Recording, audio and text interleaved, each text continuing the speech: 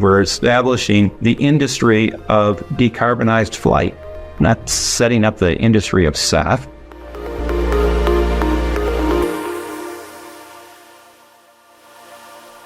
Greetings, Earthlings, and welcome back to Earthlings 2.0, the show where we imagine how we could be better versions of ourselves and build a collective future we actually want to live in. The Summer Olympics are back in our consciousness, and I'm sure some of you are excited about that. Some of you might not be, and that's okay. I pretty much only care about the equestrian events and maybe some gymnastics. I'm sure you all have events that you like to watch. And to me, the Olympics represents this ability that we all have as Earthlings to put aside our grievances, whatever we might, feel about the other group, whatever group that might be, and embody a spirit of mutual understanding, friendship, solidarity, fair play. These are all things that I think are naturally inherent in us as Earthlings. And sometimes it's just the artificial structures that we have created for our society that then make us feel like we're in separate groups. But in actuality, we're all the same type of person. We all are Earthlings living on one beautiful blue-green space flower that we call home. And so this is a time that gives us that opportunity to practice these attributes. So while still you might have some national pride on your country winning a soccer game or, getting that gold, we also get a chance to just celebrate human achievement on its own.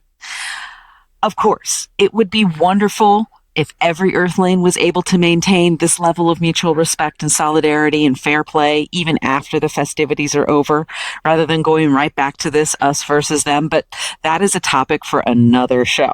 So today, we're going to talk about air travel because the Olympics are one of those global events that encourage people to fly from all over the world.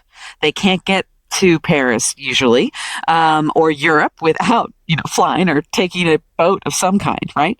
So whether they're participating or spectating, the amount of carbon emissions from transportation is staggering.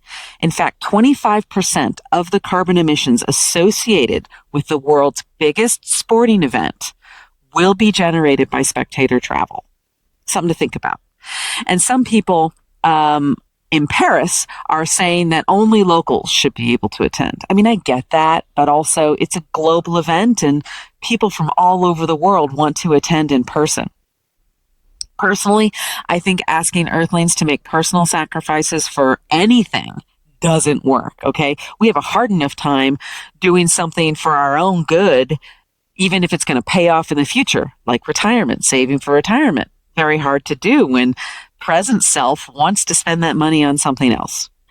Another solution that could ramp up for the next Olympics, which is in Los Angeles, could be sustainable aviation fuels. And I say this because one of the companies we interviewed earlier this year is a SAF company, and they're stationed in Los Angeles, and a lot of their fuel is being made there. So keeping with our summer schedule, we're giving you another look at our conversation with World Energy. But before we explore this flight path to an alternative aviation world, I'm your host, Lisa Ann Pinkerton. I'm the CEO of the award-winning PR firm Technica Communications and founder of Women in Clean Tech and Sustainability.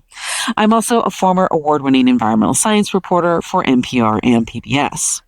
And to anyone listening for the first time, welcome to the podcast. Thank you so much for joining us. I hope you like what you see. Have a look around to our other episodes. We call it our proverbial spaceship. And you might find some other episodes that you would like to listen to. For those of you who tune in each week, welcome back. We're happy to have you and super excited to be continuing these explorations with you. If you'd like to contribute to the success of the podcast, please share the podcast with a family member, friend, or coworker. Helping us spread the word about the show is the single biggest and best way for you to contribute to the podcast. And thank you to Resource Labs for having us on the network. Paris 2024 has an ambitious goal to be a carbon neutral Olympic Games. It plans to do this by cutting the carbon footprint of the Games in half compared to previous editions and financing projects after the Games are over to offset the rest of those emissions. Although one thing that there isn't much of a solution for at the moment is how to realistically get hundreds of athletes to Paris, as most of them have to fly to reach the city. By the time 2028 comes around and the Games are in Los Angeles, sustainable aviation fuels will be likely a major player in that carbon neutral equation. The city is already an early leader in SAFs, and some say the SAF fuel is going to be a bridge to decarbonizing aviation while we wait for other technologies like electric vehicles and hydrogen airplanes to gain regulatory clearance. That's why companies like World Energy have entered the airspace as low-carbon sustainable fuel providers. World Energy has been a leader in this industry for over 25 years, and we caught up with its CEO and founder, Gene Gebolys, from his office in Los Angeles, that next city on the map for the Olympic Games. So sustainable aviation fuels are fuels that are derived from renewable resources that displace fossil fuels, and in the process of doing that, reduce the carbon impact of the act of flying. And so typically today they are made of used cooking oil, animal fats, or vegetable oils. These are early days in the development of sustainable aviation fuels. There are other technologies that are in earlier stage development that will allow us to make fuels from a whole bunch of other things, none of which will be fossil-based. And so when sustainable aviation fuels are being used for propulsion in aviation, how does that work? What happens inside the engine? Yeah, so the actual fuel itself performs very similarly to fossil-based jet fuel. It burns a bit cleaner. It has lower particulate matter in the emissions. It actually contributes to the reduction of contrails, which are the concentrated little cloud bits that come from behind airplanes. Basically, the propulsion of sustainable aviation fuels is the equivalent of the propulsion of traditional fossil jet. The big difference is that in sustainable aviation fuels, the life cycle emissions, that is the energy that it takes to produce energy, is much lower in sustainable aviation fuels. And so sometimes people hear that the fuel coming out of the exhaust of sustainable aviation fuel also emits carbon. And so people think, well, if they're both emitting carbon, aren't they the same? No, they're not, because much of the carbon emissions of any fuel is based on the carbon that is emitted and the energy that is used to create that fuel. And in those characteristics, known as life cycle characteristics, sustainable aviation fuel is dramatically better. So I want to be clear about this this term life cycle emissions. And you explained that the vast majority of emissions that are coming from the production and use of jet fuel actually happen in the transport of that, the manufacture of that fuel and the transport of that fuel to the airport. Correct. And when the SAFs are burned in the engine of the airplane, they are still creating emissions, correct? There's still CO2 emissions that come out of the airplane because it's burning SAFs. Yep. Okay, correct. Okay. So then, now are those emissions less or more than, what emissions might come out of an airplane if it was just burning jet fuel? Arguably, they're marginally less because it's a more complete combustion but marginally so. Not significantly one way or the other. It is lower in particulate matter. There's some dynamics of what's happening in the fuel that are marginally better, but nobody should hang their hat on that either way. It's virtually identical. Okay, so it's like they cancel each other out at the airplane emissions, at the tailpipe, if you will, and the benefit is created in the supply chain leading up to the flight. That's right. Thank you. I think people get confused around that aspect of the sustainable aviation fuel market, and they feel like it's just you're creating, like, at best, a carbon neutral experience because the carbon has been collected by the plant and then emitted again by the plane, right? It's the difference between atmospheric emissions and localized emissions.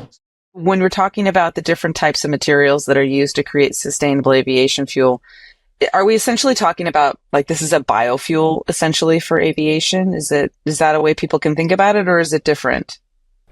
Absolutely. Yeah. Today, the fuels that we're making are advanced biofuels. To further that outline and color it in a little bit, if you will, World Energy and Gulfstream recently completed this transatlantic flight from Georgia, Savannah, Georgia, specifically to London. And it was flown entirely on aviation fuel. And you cut the life cycle emissions of the CO2 by 70%, which is pretty impressive. Can you give us some more information about what happened during this flight and how this came about? Yeah, the origin of it is we've been supplying Gulfstream for many, many years, and Gulfstream is keenly aware that their customer base needs to find a way to fly in a private aircraft from point A to point B in a more sustainable way. There's a lot of criticism of the people that fly in private aircraft. There's a subset of the population that thinks nobody should fly in private aircraft, and that it's just ridiculous, and it's we all should be in the same airplanes going to the same places and so forth. Which well, it's easy to pick on. It's easy to pick on people who take private aircraft because they're labeled as, like, elitist, or it's luxury, and it's frivolous, right? But like you said, like, there's security issues, and I always find it funny, like, every year, about a month before COP, the bunch of articles will come out about how everybody's going to fly privately to a climate event, right? And, like, it's like clockwork. Every year, let's pick on everybody for how they get to COP.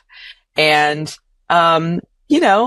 security is a tremendous aspect of these meetings. And like you said, people, like, they have to fly private if they're of a certain subset of the population that, has an incredible security detail. They absolutely do, but that's going to continue. Private aircraft manufacturers like Gulfstream are well aware that they have to deal with the criticism, deal with the problems, that their customer base has to deal with the criticism, deal with the problems. So this Gulfstream flight between Savannah and the UK was done with 100% renewable, sustainable aviation fuel. And there wasn't one drop of fossil jet fuel on that plane. And it was done to demonstrate that this can be done safely and can really provide a picture of where we can get to, that this can be done. Not that it's not commonly done today. It's not one particular flight from point A to point B is not the answer, but being able to say, look, there are ways to be able to get there, and we all need to be working together on those ways. We and they thought that was an important message to send. And so we did that, and it was a success, and we demonstrated that. A lot of our work has to be about creating a picture of what we can get to. People have a hard time with the abstract. You do, I do, we all do. And so we want to demonstrate that things can be done. And so that was what that was all about. I wrote a piece coming back from COP to exactly the point you made. There were almost 100,000 people at COP this year. And I wrote a piece about all of those articles that you correctly referenced. And so would we have been better off doing COP by Zoom? And the answer is absolutely not. This is the world's arguably humanity's biggest challenge. Are we going to solve humanity's biggest challenge by Zoom? We are not. The only chance we possibly have is together. Right? You're not going back to hang out for Christmas with your parents over Zoom. You are not going to hug your loved ones over Zoom. We are going to fly. Look, we are. I mean, I don't know. There's some family members that maybe I'd want to be on a Zoom holiday call with them and be like, I'm sorry, my bandwidth is getting really bad. If I drop off the call, it's not, it's just my bandwidth. Yeah, fair enough. And probably some meetings that fall into the same category. But I mean, I think you're right. It's this, we are beings that evolved to be in the same space as each other. And a lot can be accomplished on a subconscious level when you build relationships with people in person. And yes, you can accomplish some stuff on Zoom and on virtual experiences, and that's great. And there's probably going to be arguments that can be made when we have VR more prominently, that it's, closer to being in person with somebody, but you can't replace that. But I am working on ways that we can all get there. And this is important. There's actually, as much as we're kind of pointing out the absurdity here, this is a really important thing because there is a market for decarbonizing aviation, whether it's in private aircraft or folks going to conferences like Davos or COP or whatever. And that's a super important early indicator market. And if we can give them legitimate, traceable, decarbonized aviation, not just sustainable aviation fuel, but decarbonized aviation, they'll buy it. And they are buying it. And so what then happens?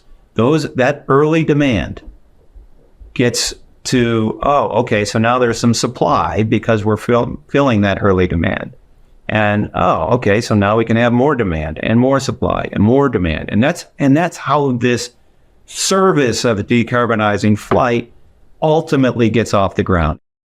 Well, so you mentioned traceability, and I want to get to this point. How do you ensure the traceability of feedstocks that you use in the production of your sustainable aviation fuel? So this is a really critical part of standing up the service of decarbonized flight. I'll get into that now a little bit more. But if we can't substantiate down to the last digit how we're decarbonizing, that it's legitimate, that it's authentic, this is going nowhere. And so we've been working for years. We've brought in a group out of RMI, formerly known as Rocky Mountain Institute. These were real thought leaders in decarbonizing flight. We brought them in to effectively set up an ecosystem. Nobody's going to take our word for it. We've got a profit motive. So we've got to operate within an ecosystem of third-party verification and third-party registries where others have the obligation to make sure that what we're saying is right. So we have to, already today, we have to trace everything we do for the state of California from its origin. We have to have documentation from the origin all the way through to when did that product get put in a rail car? When did that rail car arrive at our facility? When did it get taken out of the facility and produced into sustainable aviation fuel? When did it then go back into a pipeline system and arrive in LAX? When did all of that happen? How did it happen? And based on standards set by international bodies, what was the carbon impact of all of that happening? And we have to do that for every drop of fuel we make, or it's of no use. But this is the interesting part. Once you do it, you now have a liquid fuel that it does what its corollary does in a lower carbon fashion. And so the real important innovation here, and it'll seem a little goofy at first, and it did to me too, was how do you decouple the decarbonization piece from the propulsion piece? And if you can do that, they don't have to be sold to the same customer at the same place. So if we've got all of this documentation of the difference between the fossil base standard material and its alternative, then we can find that delta and quantify that delta. That delta can effectively be tokenized. It can be then sold anywhere. So we can decarbonize a flight from point A to point B, wherever, from wherever, to whichever customer.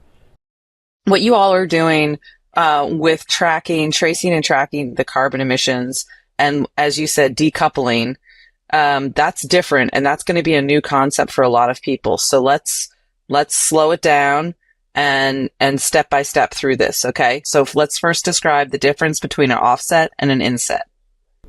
So an offset is a bunch of different things, but it's often an agreement not to cut down trees in a forest somewhere, or to deploy cook stoves in a village somewhere, or there's a whole bunch of different ways. And so a lot of these are really good projects. Probably at least as many aren't. But an inset, as opposed to an offset, is in the aviation sector. It's traceable absolutely through a fuel tank. It is traceable in the sector itself. It's not limited to aviation. It could be done in any sector. But it's in the sector itself. It's not a tree. It's not a cook stove. It's not anything other. It's decarbonizing the overall emissions in that sector. And then by taking that reduction and tokenizing it, by giving it effectively a credit, then that credit can be sold separately from the physical molecule. And that, which seems kind of simple, is hugely powerful from an economic point of view, because it allows you to efficiently deliver the product to the right customer in the right place at the right price. Otherwise, you're moving physical, sustainable aviation fuel all over the place. But then the credit is sold separately. And so by doing that, you can unleash markets. And this applies more broadly than just aviation. This is how we're going to decarbonize steel, how we're going to decarbonize cement. It's how we're going to make the hydrogen economy work.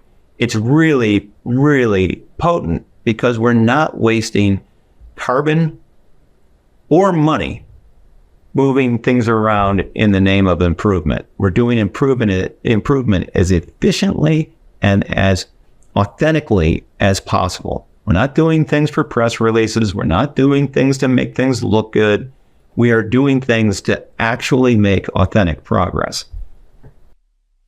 And then my natural follow-up question to that is, with an inset, is the airline who is flying that plane, are they reporting a reduction in their own emissions through the use of the sustainable aviation fuel at the same time that the hypothetical consulting firm is taking the inset reduction in their own emissions from the same flight? Because I can see how there could be a misconception of, like, a feeling of there being double dipping. Like, two entities are claiming the emissions reduction, and yes, they're both benefiting from that emissions reduction. Can they both claim that emissions reduction with this inset model? Or it feels like there might be a doubling up of the reporting. Excellent question. The answer is no, they can't claim the same benefit. You can't get one benefit twice. But the way it normally works is, if they're accounting for their normal emissions, never mind sustainable aviation fuel, the airline has got a scope 1 emission, because they buy fuel, they consume that fuel in the act of providing their service, and they have scope 1 emissions associated with that. The consulting firm that are flying people around on that aircraft is getting a scope 3 emission, So that's how the normal accounting goes. So if you displace that normal fossil jet with sustainable aviation fuel, the same accounting works. So the scope 1 emission can be taken, the benefit can be taken by the airline, and the scope 3 benefit can be taken by the consulting firm. But they can't take the same credit. They can only take the credit that they would otherwise been hit with otherwise, and then displace or inset the difference. I mean, so what we've established is that both entities can take their scope 1 and their scope 3 emissions benefits within their reporting. But at the same time, you're also tokenizing the inset and selling it separately. Only to those two entities. So if a consulting firm flew its people on a SAF propelled airplane, they then wouldn't need to purchase the insets because they're getting the scope 3 emission benefit directly. So you're selling the tokenization of the inset to an additional participant in the market of aviation generally until such time as SAFs are more prominent in the market. Yeah, I think what you just said is if an airline buys in Los Angeles our fuel and they just take the physical fuel and they take the associated scope 1 benefit, can they then tokenize and sell on the scope 3 benefit? And the answer is yes. Thank you for taking the time to explain all that, because I want to make sure we get it right. The other question I have for you is, what does the future hold for SAFs when you look at 5 and 10 years out? What do you think we can expect? Well, I think, that time period that I was just talking about here, the next couple of years, really starts to take root 5 to 10 years out. And you start to see what we call first generation SAF really starts to get produced in greater and greater quantity. The world produces enough of the feedstocks that go into first generation SAFs to do about 15 to 20% of the total consumption today of fossil jet fuel around the world before you start bumping up to there's just not enough feedstock. So long before we get to that point, we have to say, okay, what does this evolve into beyond first generation? And first generation is what we produce in Los Angeles and what we're going to be building in Houston. And it is what the industry norms will be set on. It's because it's the most proven, most stable technology that we can produce today. There's other stuff that's pretty interesting, pretty promising, that depends on green hydrogen production, which we have virtually none of in the world today, although we're working on it. Requires carbon capture to exist in a much bigger way so that we can take green hydrogen and process that with captured carbon and produce sustainable aviation fuel from those fuels in concert with each other. But those are much earlier stage developments, and we will only get there with the next generation stuff if we can build the demand on the first generation. So as we see this sequence out, like in any technology, things get better. The automobile is way better than the horse and buggy now. The cell phone is way better than the loom now, right? The cell phone, the smartphone.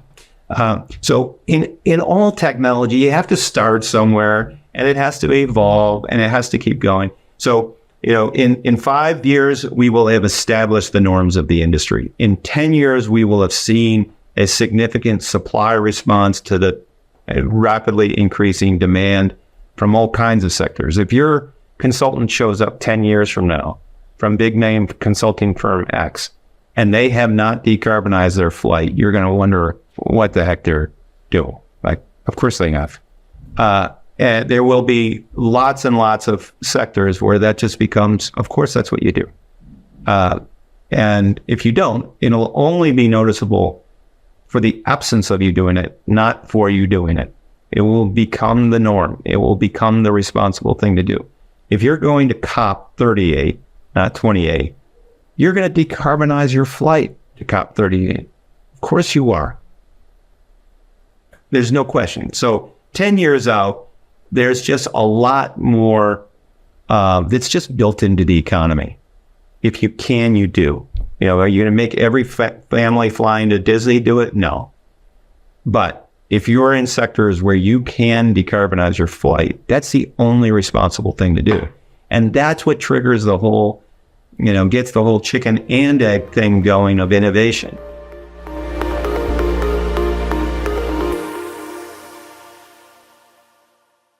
Earthlings. Even though SAFs have been around for decades, the industry is now only starting to take off.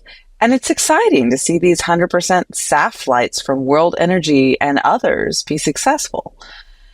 And of course, there's a lot to work out in terms of business models and supply chain and adoption and, the insets that Gene was talking about today. That's a new concept for a lot of us. And so I look forward to that element of the business model becoming more prevalent over time. It's fascinating to think about how that could be leveraged for different types of hard to abate sectors like steel. But if you think about today, SAFs still only account for approximately 0.1% of the total jet fuel used worldwide. And about 60 companies, including British Airways, KLM, Delta Airlines, United, and Virgin Atlantic, have all committed to working towards making SAFs 10% of aviation fuel by 2030. So we have a lot of ground to cover in the next couple of years. So what can we do? Obviously, the cheaper and more available suppliers can make the fuel, the more widely it will be adopted. And, currently the cost is about 50% higher than jet fuel. So there's a lot of ground to cover there.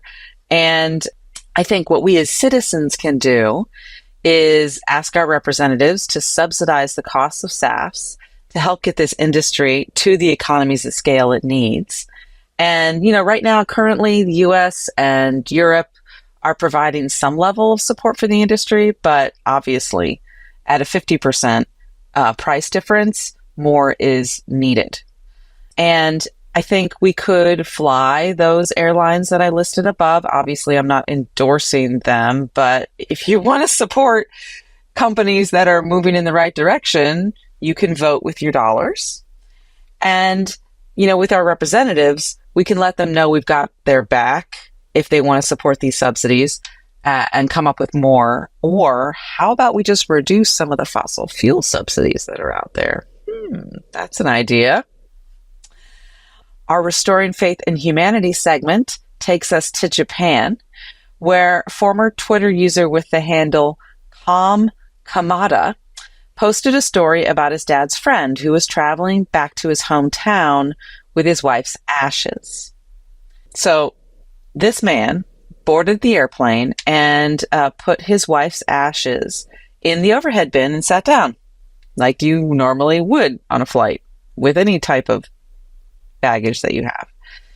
A flight attendant was tipped off to this special situation by a check-in staff member, and the attendant approached the man and said, "The seat next to you is empty. Would your traveling companion like to sit down?"